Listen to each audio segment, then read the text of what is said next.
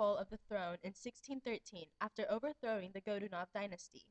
During Alexander I's reign, Russia defeated France in the battle at Borodino. Russians, perceiving the victory as a gift from God, embarked on religious crusades in Europe, where they encountered Enlightenment ideas that they brought back with them. Under Nicholas I, revolutionaries launched the Decembrist Revolt in 1825, initiating 100 years of social and political tension, turmoil, and violence. Now, in the year 1917, Nicholas Romanov II rules over all of Russia, and many of the workers of the lower class are getting restless and are beginning to demand change. Thank you. Thank you. Why do we work for such long hours for such little money? I keep waiting for this number to go up, but it keeps getting lower. You know, ever since Catherine the Great made serfdom hereditary, conditions have declined. I thought things would get better after Alexander II liberated the serfs, but I'm still not making enough to feed my family. Industrialization under Alexander III and all those technological advances are great, but they still aren't helping me. I agree. I have no idea what that guy's talking about. He's always giving me some random history lessons. We love Russia. Russia! Could you Go, Russia! Hey, wait up! Hey, did you hear the other workers talking? They're planning on revolting. It'll be like the new and improved uprising of 1648 in Moscow. You know, the Salt Riot? The one that resulted in the codification of several beneficial reforms under the Assembly of the Land. The Tsar will never see it coming. Tell me more. Okay.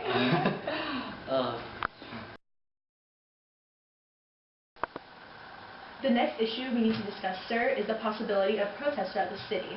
There has been so much tension ever since Enlightenment ideas were introduced here and here through religious crusades of Alexander I. Alexander the worst.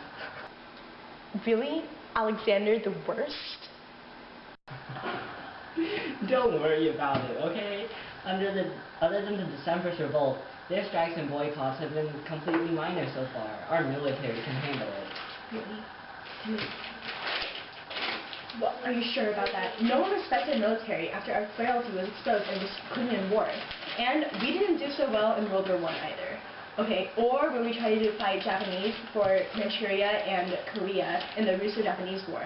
Everyone expected us to win that one, but we were just too disorganized. Well, that was against the whole nation, not a couple of angry peasants. Don't you remember Pugachev's rebellion? Look, our army crushed that revolt, and I don't think the peasants are going to try anything like that on us ever again. We are so screwed. And even if they do, we can just execute them, like we executed Pugachev after we humiliated him at Saracen. And the People's Will, remember them? They're the ones that got rid of Alexander II. They can't be a problem either because, look, here, they were executed already. Okay, our empire extends from Siberia to the Pacific, and we have control of the Baltic Sea. We also control the 3 Swedish dominions, Estonia, Livonia, and Ingria, as well as parts of Czechoslovakia and Taiwan. Go within your dream. What? Nicholas, really? So screwed. Alexander the worst. Are you telling me that I can control this much land and I can't control a few peasant rebellions? I'm right. Just admit it. So, do you want to take any precautionary measures at all? It's fine. Don't worry about it. I don't have time for this anymore. You're dismissed. I hate my job. From what I hear, Mikhail Gorbachev was so much better than this. Go. He said, what? Are you kidding me? The Gorbachevs consulted with the Assembly of Land for everything. I'm so tired of hearing about how great he was and how much the people liked him. I'm surprised no one's compared me to Peter the Great yet. Blah, blah, blah. So what if he modernized Russia? Blah, blah, blah. Westernization. What's so great about that? And that Peter sure did know what he was doing too. He was the one who moved our capital from Moscow to St. Petersburg in 1712. I mean, this place is great. Its location on the Baltic Sea is our window to the west. No one ever appreciates me. After Bloody Sunday and the Revolution of 1905, who was the one that signed the October Manifesto, creating a Duma that the peasants requested? Who was it? Me. So what if I filled it with ultra-conservatives and fired any members who demanded more respect? I'm still the one who created the parliament. You know what? I don't even want to talk about this anymore. Nicholas out. In February of 1917, workers at Petrograd announced a strike, which was only the beginning of a series of protests and public demonstrations, such as the February 22nd protest by workers from Putilov factory and the February 23rd, 1917 protest for International Women's Day, where they cheered, "Down with the German woman, down with Protopopov, down with the war."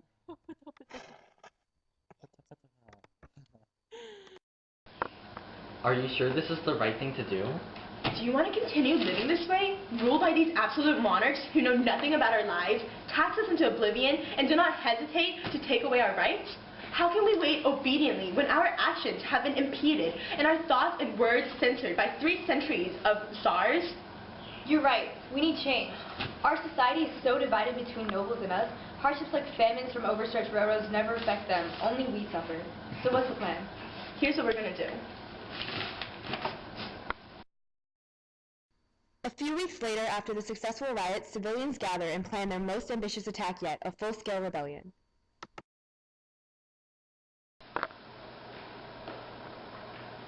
What are you doing? Did you forget? You promised me to go see the new Tchaikovsky ballet, okay? I didn't forget. This is just like that time I bought the Stravinsky tickets and you sat there and you read your stupid post-age silver poetry, okay?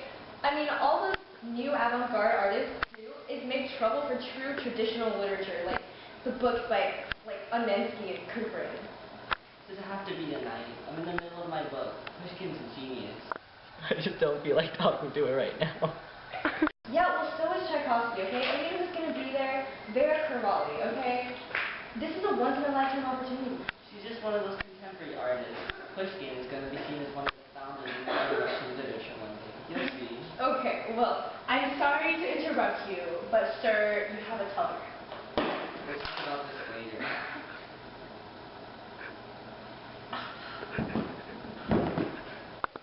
We'll talk about this later? Are you kidding me? Okay, you know what? I'm done.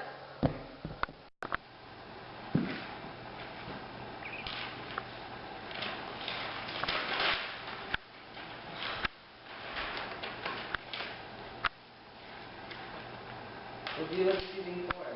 Are there any other protests? Yes. Who else is involved? There are white-collar workers, students, teachers, bread writers, and some unhappy soldiers. That's it? No church members? No, as far as I know, the Russian Orthodox Church is not involved. Good. I didn't expect them to be. We've been backing them for centuries. The bond between church and state is so strong that there really would be nothing we could do if they got involved. I agree with this. Protesters gather after finalizing their plans. The Tsar looks to the army to suppress the riots with force and orders them to fire into the crowd. Reluctant to harm the citizens, more than 80,000 troops mutiny and begin to rebel alongside the people. Sir, they're getting violent and shooting officers. The troops have begun to mutiny and because they don't want to follow your orders and shoot innocent civilians. What are we going to do? I can't deal with this anymore. I give up. I'll offer my crown to my brother, the Grand Duke. After Nicholas abdicates, the crown is offered to Alexandrovich, who declines it, terminating the Romanov dynasty. By March, Russia is governed by a provisional government, while Nicholas is placed under house arrest at Alexander Palace. He and the rest of his family is then taken to Yekaterinburg, where the arrival, coupled with the confusion of the impending attack by the Czechs, incites the Russian government to kill Nicholas and his family, putting an end to the Romanov line once and for all.